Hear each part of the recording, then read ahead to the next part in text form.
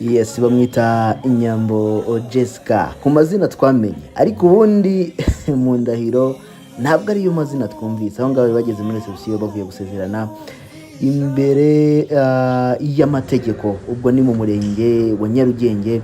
Ubwo niyo nkuru Aime nk'amazina ye yitangarije, nkuko akomeje kugenda bivuga, nkuko akomeje kugenda byumva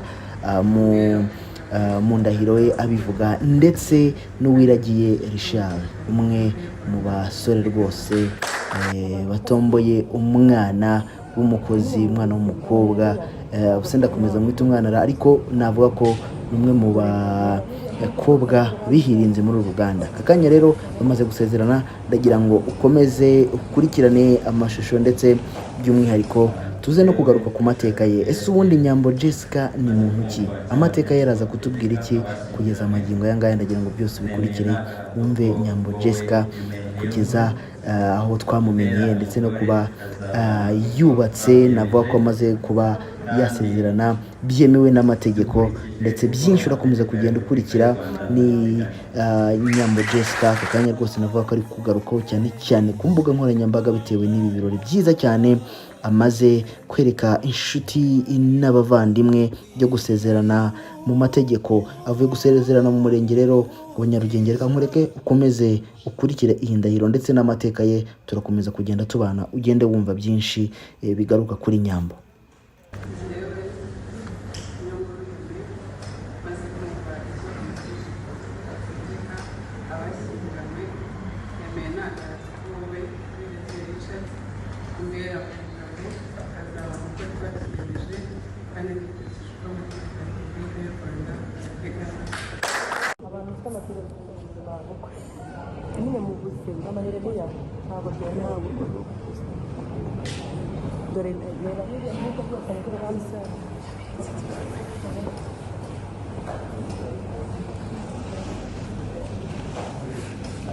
yewe Richard Uwiragiye maze kumva cy'amategeko ategeka abashyingiranywe, nemeye nta gahato ko wowe Aime Niyonkuru mbera umugore, tukazabana uko twabyiyemeje kandi dukurikije uko amategeko ya Repubulika y'u Rwanda abiteganya.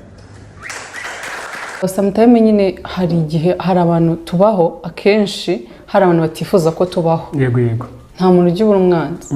Nanjye nari mfite umwanzi w'amashuri yanjye. Mwite Nyambo Jessica, umukobwa wakuze yotsa runonko, akaba umushumba w'inka, akaba umukinnyi mu nzego zigiye zitandukanye.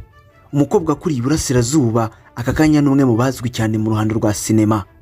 Ni umukobwa ufite ubuzima butangaje, benshi bakomeje kugenda bagarukaho bavuga bati uyu mukobwa ntasanzwe, ndetse n'uburyo akomeza kwigaragaza muri filime zigiye zitandukanye akunda kugaragaramo. Uyu mukobwa ninde? Yakuze ate? Ese ni ibihe bintu byamufashije kugira ngo amenyekane mu bijyanye no gukina filime, dore ko n'ubwiza bwe benshi bakomeza kugenda babutangarira? Tugiye kurebera hamwe ubuzima bwe muri rusange, ari nako uragenda usobanukirwa na byinshi utari uzi kuri uyu mukobwa. Umunsi umwe yaragize ati cyakoze Yesu agira neza wanzanye Kigali.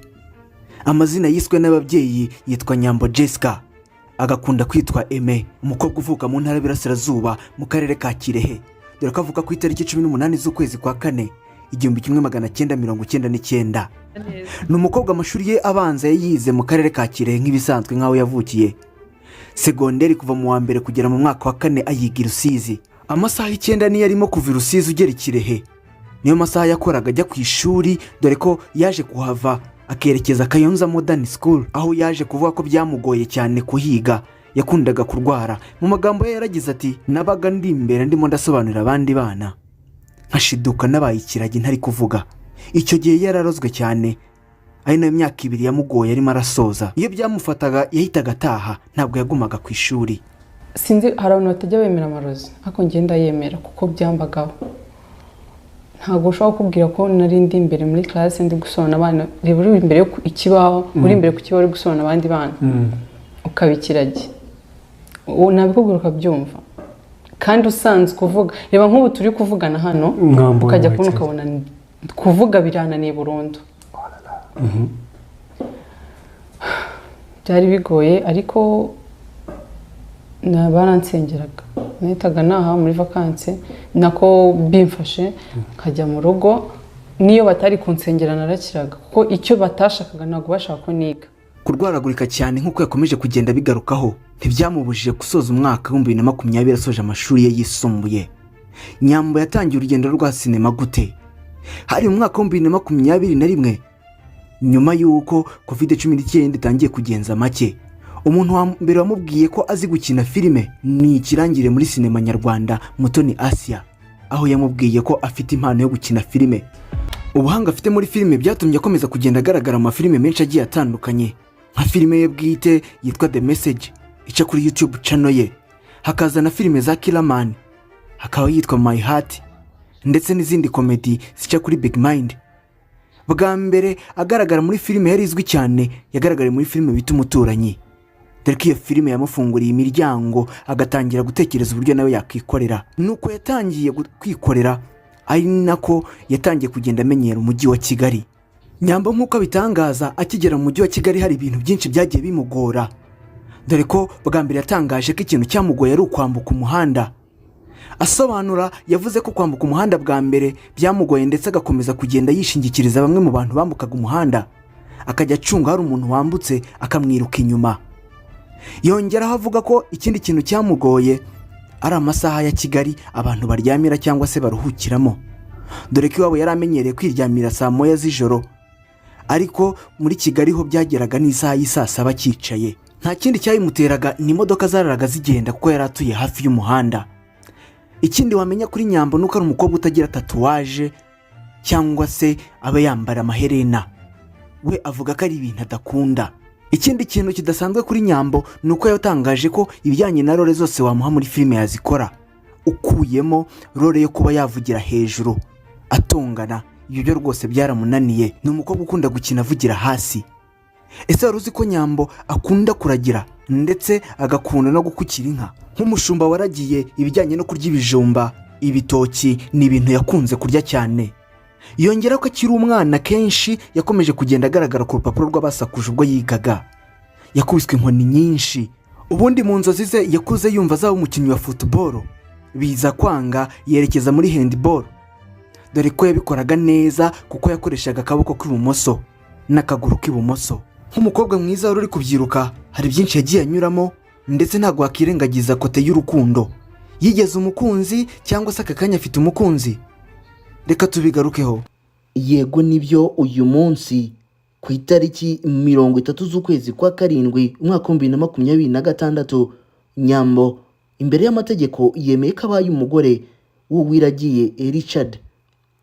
Ubundi Nyambo amazina ye bwite ni Niyonkuru Aime, akaba yemeye kubana n'uyu musore bamaze igihe bakundana, dore ko kenshi inkuru yagiye yumvikana Nyambo yagiye agarukaho n'umukunzi yigeze, ndetse uwo mukunzi akaza kumuhemukira cyane, aho Nyambo yaje kumufata aryamanye n'inshuti ye, ndetse icyo gihe iyo nkuru yabaye kimomo. Kugeza ubu abantu ntibariyumvisha uburyo ibyo bintu byari bimeze, ariko Nyambo yahise akomeza kugeza ubu arishimye, ndetse n'umugabo we navuga ko ari iyo nkuru iri kuvugwa kugeza magingo aya. Abantu benshi bari gukomeza kugenda bagarukaho bishimira intambwe Nyambo Jessica nk'uko abantu benshi bamumenye, ariko ku mazina ye bwite Niyonkuru Aime nk'uko mu ndahiro yabyitangarije. Rangiye uyu mukobwa yagiye atwara ibihembo byinshi bigiye bitandukanye muri sinema, dore ko aheruka gutwara igihembo cya Best Actress of the Year abikesha ibikorwa yaramaze gukora. Yarahanganye n'abandi bakomeye harimo Bahavu Jeannette nyiri filime Impanga series, Inkindi Aisha ukunda kugaragara mu komedi menshi. Yabwiye Inyarwanda ko bishimishije cyane kuba yegukanye igihembo cye cya mbere mu rugendo rwe rwa sinema. Ati ni icya mbere ntwaye kubera ko n'ubundi ntekereza ko kuva natangira gukora nibwo batanze igihembo cy'umwaka. Biranshimishije kuba batanze igihembo cy'umwaka wa 2022 aribwo nakoze. Mu ijambo ry'uyu mukobwa yakomeje gushimira uwitwa Killerman, ndetse agaruka kuri Mugisha Emmanuel bakunda kwita Clapton kuko ari we wamutangije cyangwa se wamweretse inzira agomba kunyuramo nyuma yaho Asia yari amaze kumubwira ko ashoboye gukina filime. Akomeza avuga ko igihembo yatwaye cyamuteye imbaraga. Tabantu banjye rero, abakunzi banjye, ngiye gukora cyane kandi ndabyizeza ko ibikorwa byinshi bigiye kubageraho. Ndabakunda. Ikindi kidasanzwe kuri Nyambo nuko ari umukobwa utanywa inzoga cyangwa nk'igisindisha icyo ari cyo cyose. Yakoze muri resitora anavuga ko yahembwaga 1000 ku munsi. Ubwo niba ubyumva neza ku kwezi yahembwaga 30,000. Nyambo umunyamakuru umwe yaramubajije ati ni iyihe nama wagira umuntu utaramenya impano ye cyangwa se utazi impano afite? Ati nta kindi, nta muntu utiyumvamo impano cyangwa se nta muntu utagira impano, ahubwo ikintu cyica abantu ni ubwoba. Icya mbere ni ugutera intambwe ukagerageza kimwe mu bintu wiyumvamo. Icya kabiri ukumva ko ari wowe ugomba kwishakamo ibisubizo, ukiha intego kandi nta wundi wabigukorera. Nyambo wakomeje kugenda akora akazi kagiye gatandukanye, waje kwisanga ari ikirangirire mu gukina sinema. Urugendo rwe rwa sinema ndetse n'ibindi yagiye akora byakigisha benshi, ari nayo mpamvu twifuje kugira ngo tumugarukeho. Iyi ni Rwanda Trends, mushimira cyane we twabanye. Tubane mu bindi biganiro dukomeje kubategurira kandi byiza mu muryango mugari wa Rwanda Trends. Ndagushimiye, reka tuze gusubira mu bindi biganiro.